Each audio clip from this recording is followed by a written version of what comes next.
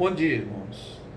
Eu quero, na mensagem de hoje, usar a palavra de Deus lá no livro de Marcos, no seu capítulo 2, versos de 1 a 12. Vamos meditar um pouco nessa palavra, que vai dizer assim: Dias depois, quando Jesus retornou a Cafarnaum, a notícia que ele tinha voltado se espalhou rapidamente. Era assim, por onde Jesus chegava, a notícia já espalhava logo. E em pouco tempo, a casa onde estava hospedado ficou tão cheia que não havia lugar nem do lado de fora da porta. E enquanto ele anunciava a palavra de Deus, 4 homens vieram carregando um paralítico numa maca. E por causa da multidão, não tinham como levá-lo até Jesus. Então abriram um buraco no teto acima de onde Jesus estava. E em seguida baixaram o homem na maca bem na frente dele. Ao ver a fé que eles tinham, Jesus disse ao paralítico: Filho, teus pecados estão perdoados. Alguns dos mestres da lei que estavam ali sentados pensaram: o que ele está dizendo? Isso é blasfêmia. Somente Deus pode perdoar pecados. Jesus logo percebeu o que eles estavam pensando e perguntou: por que vocês questionam estas coisas em seu coração? O que é mais fácil dizer ao paralítico: teus pecados estão perdoados, ou levante-se, pegue sua maca e ande? Mas eu lhes mostrarei que o Filho do Homem tem autoridade na terra para perdoar pecados. E então disse ao paralítico: levante-se, pegue sua maca e vá para casa. O homem se levantou de um salto, pegou sua maca e saiu andando diante de todos. A multidão ficou admirada e louvava a Deus, exclamando: nunca vimos nada igual. Vamos orar? Deus Santo, te pedimos que o Senhor nos ministre a verdade contida nesta palavra, que tem a ver com o nosso coração no momento atual, e que a tua igreja se utilize deste momento para se despertar para a obra que continua. A tua igreja continua, a vida continua, a pregação do evangelho continua. Enquanto Jesus não volta, nós precisamos continuar. Então que a gente seja reavivado, animados pelo teu Espírito Santo para dar continuidade à obra, mesmo que estejamos fisicamente separados uns dos outros, mas que espiritualmente nós estamos unidos, porque a nossa unidade está em Cristo Jesus. E é no nome dele que nós oramos assim agradecidos. Amém, Senhor. Meus irmãos, depois que Jesus entrou na cidade de Cafarnaum, ele estava cercado de pessoas que estavam curiosas com o que ele poderia fazer ali. E isto me levou a pensar, como igreja, o lugar onde espiritualmente o Senhor está, pensando em termos de lugar de propagação, igreja como corpo, não lugar, mas como corpo composto de vidas, de gente que trabalha, que atua. Eu fiquei pensando em aplicar essa mensagem no sentido de nós, como testemunhas de Jesus Cristo, o que nós podemos fazer, a exemplo do que eu vejo aqui, de entre a multidão, 4 pessoas trabalhando para que alguém tivesse vida, fosse um pouquinho mais feliz, um pouquinho mais contente na sua vida. Irmãos, como testemunhas de Cristo, nossa igreja precisa fazer mais pelo seu bairro, pelas famílias, pelo lugar onde ela está inserida, de forma social, espiritual e emocional. Social, porque a nossa sociedade precisa da presença de Deus, da sabedoria de Deus, e a palavra de Deus tem essa sabedoria. Espiritual, porque todos somos pecadores, a sociedade é pecadora, nem todos conhecem a Jesus, e nem todos vivem com Jesus, experimentam Jesus, e por essa razão eles precisam saber de Jesus. Ainda é espiritual porque se pensam na vida só nessa existência, diz a palavra de Deus, nós somos os mais miseráveis de todas as criaturas. Então vida é vida eterna, vida em abundância, vida para a eternidade, aqui nessa terra e também nos céus para toda a eternidade. E também necessidade emocional. Nos últimos tempos, como nós precisamos de necessidade emocional, de saúde emocional. Nós precisamos dessa saúde emocional. Até nós mesmos, na nossa comunidade, na nossa igreja, precisamos de saúde emocional para um não estar atingindo o outro. E através dos seus membros, através de suas estruturas, isto é, os seus PGMs, os cultos, as reuniões no templo, o testemunho pessoal, a gente pode realizar esta coisa. Por exemplo, quando a gente pensa num PGM, o que é o PGM? É o lugar onde nós nos reunimos para adorar a Deus, para louvar com músicas, para adorar com oração, para orar ao Senhor, para pedir, para agradecer, para louvar a Deus, mas também para que o nosso amigo, o nosso parente, aquele que não vai na igreja, ele possa estar ali naquela comunidade, naquela pequena comunidade chamada pequeno grupo multiplicador, e ele ali ver, observar os irmãos e ouvir a palavra de Deus, e então podendo ser-lhe despertar da fé, que é o Espírito Santo quem faz isso. Irmãos, a igreja precisa agilizar o atendimento aos paralíticos, aos cegos e sem esperança do nosso momento histórico. Tudo do reino deve ser utilizado para ganhar almas. A igreja precisa fazer o papel dos 4 que levaram o paralítico para ser curado por Jesus. Essa tradução que eu li não diz, mas as traduções de uma maneira geral diz que e a multidão, era muita gente que se juntou para fazer esta levada do paralítico a Jesus. Mas 4 tomaram a maca. Era um número ideal, cada um num canto daquela cama.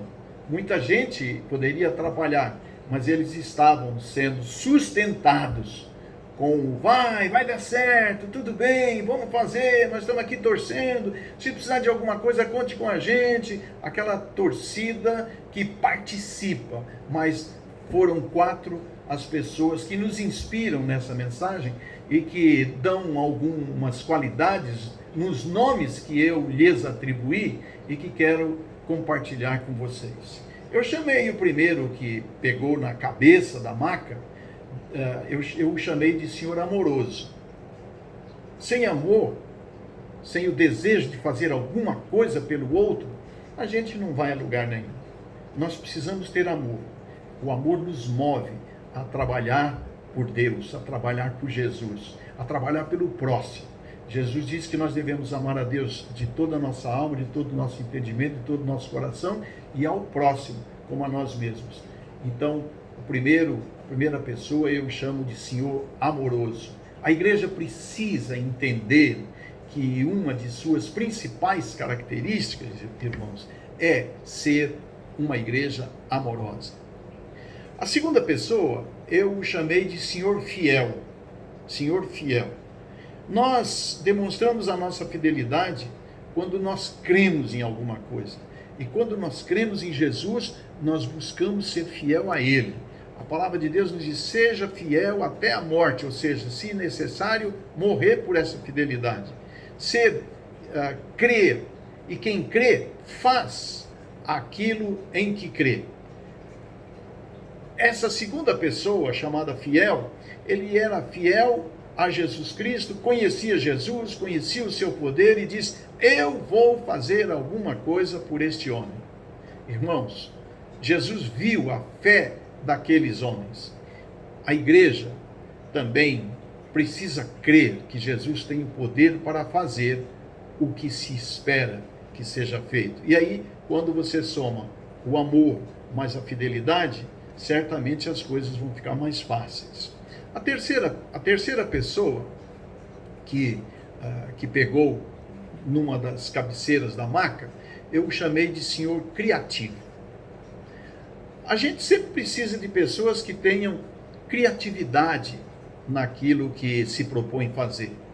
Às vezes a gente tem coisas para fazer, tem uma bolsa de alimentos para entregar, mas custa caro, tem que buscar no mercado, ou fulano não vai gostar desse alimento, ou precisamos do remédio tal, esse remédio é difícil de achar, ou ainda vamos fazer um retiro, não é esse retiro, enfim, coloca sempre algum empecilho, não tem a sua criatividade, vai dar um presente que é tudo pronto, não bota a cabeça para funcionar e nem o coração.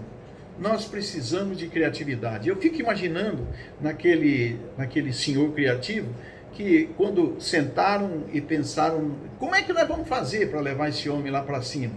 E um dizia uma coisa, outro dizia outra, vamos pedir licença pela porta? Não, mas na porta nem a maca vai caber, está muito cheio de gente, vamos chamar Jesus aqui para fora. Não, mas Jesus está ocupado lá. Não, então vem aí o seu criativo e diz, vamos fazer o seguinte, eu conheço como é que essa casa foi feita, o seu teto feito de gesso ou de barro com palha misturada, nós vamos quebrar ou nós vamos cortar um pedaço e nós vamos descer essa cama por ali, vamos precisar de cordas, vamos precisar de alguma coisa para cortar.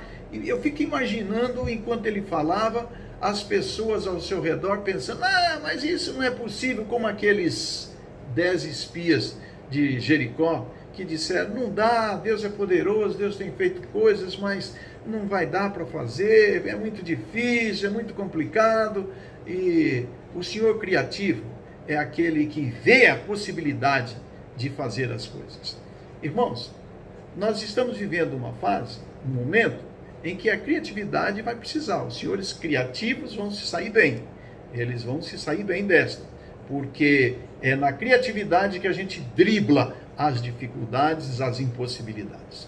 A igreja tem que encontrar uma forma criativa de resolver aquilo que parece ser impossível fazer, a fim de resolver problemas de quem os tem. Nós precisamos nos virar para levar as pessoas a Jesus, custe o que custar. Ministério é lugar de servo que gosta do que faz, que se doa e que tem criatividade.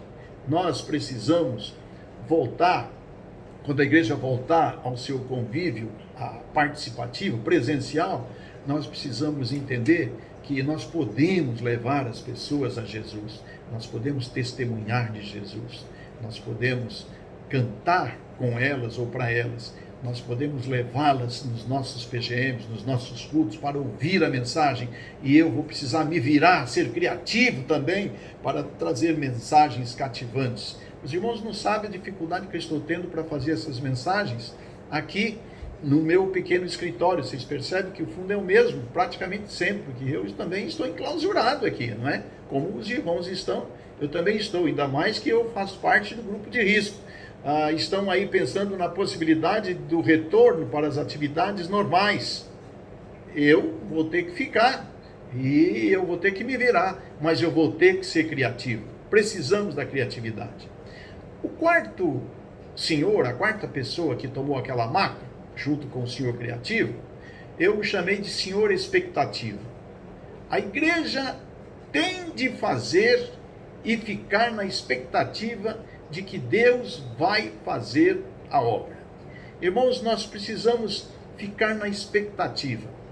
Isto é, ficar de prontidão e ver o que é que Deus, qual é o agir de Deus, como é que Ele está agindo, o que é que eu preciso fazer, ficar pronto quando Ele me chama para eu fazer alguma coisa, para me lançar alguma coisa, e Ele sempre vai fazer, vai nos dar alguma orientação. Por exemplo, quando eu leio Lucas capítulo 5, verso 4, vai dizer assim, quando terminou de falar, isso é Jesus falando com os discípulos, disse a Simão, agora vá para onde é mais fundo e lancem as redes para pescar. Irmãos, eles estavam pescando, os discípulos estavam pescando num lugar que eles conheciam e que tentaram pegar peixe e não estavam dando nada, estavam lavando as redes ali meio chateados, meio entristecidos, e de repente aparece o Senhor e fala assim, não, olha, joga a rede no lugar mais fundo. Às vezes nós precisamos ter a expectativa de que num lugar mais fundo, com outra maneira de trabalhar, com outra criatividade, nós poderemos ter melhores resultados. Cabia a Pedro ir às águas profundas, levando seus companheiros de trabalho aos demais. Aos demais cabia lançarem as redes. Então nós precisamos ouvir a Jesus, nosso principal líder. Nós temos lideranças também na igreja, constituídas por Deus, através da igreja que ora, e nós precisamos ouvir essas lideranças, nós precisamos caminhar juntos, nós precisamos de líderes que sejam amorosos, fiéis, criativos, mas que tenham a expectativa de que Deus tem o melhor para eles. E o resultado dessa pescaria, quando eles saíram e Pedro levou o povo a águas profundas, ouvindo a Jesus, o resultado vem lá nos versos 6 e 7 de Lucas 5, que diz: dessa vez as redes ficaram tão cheias de peixe que começaram a se rasgar, e então pediram ajuda aos companheiros do outro barco, e logo os dois barcos estavam tão cheios de peixes que quase afundaram. Irmãos, Deus faz uma obra maravilhosa, e esse aumento de produção, isso não é função nossa. Função nossa é ir ao profundo. Esta é a função de Deus. Ele é que vai aplicar os resultados, que vai materializar os resultados. E como igreja, nós precisamos estar prontos para agir, porque Deus é que dá o resultado. Ainda em Lucas capítulo 5, no verso 18, nós vamos encontrar alguns homens vieram carregando um paralítico numa maca. Tentaram levá-lo para dentro da casa até Jesus. Homens trazendo um paralítico. Lá no verso 20, nós vamos encontrar que Jesus, ao ver a fé que eles tinham, disse ao paralítico: homem, seus pecados estão perdoados. Irmãos, Jesus responde por fé, por ver a fé demonstrada na atuação daqueles homens. Nós fazemos e Deus responde, contemplando a nossa fé e o nosso trabalho. Nós mostramos o quanto cremos, fazendo, trabalhando, em expectativa para saber o que é que o nosso Mestre pede de cada um de nós. Por conclusão, irmãos, eu diria, nós precisamos confiar em Jesus. Nós precisamos confiar nele e esperar que Deus faça aquilo que eu não posso fazer. Mas Deus espera que façamos o que nos é pedido fazer. Qual tem sido a sua contribuição pessoal? Qual tem sido o seu envolvimento através de sua vida, através das estruturas da igreja? Qual tem sido o seu envolvimento com as pessoas que Deus tem colocado ao seu redor, sejam parentes, amigos? O que você tem feito? Será que pelo menos você tem orado por essas pessoas? Será que você tem orado pelos diversos quatros que nós temos na nossa comunidade, na nossa igreja? Tem feito pelo menos isso? Você faz parte daquela grande equipe de onde saíram os quatro do nosso texto? O que nós temos feito para socorrer os paralíticos e cegos do nosso tempo?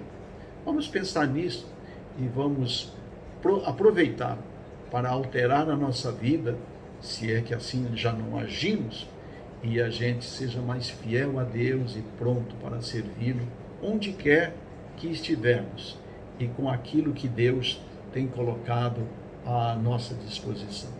Que Deus lhe abençoe neste dia.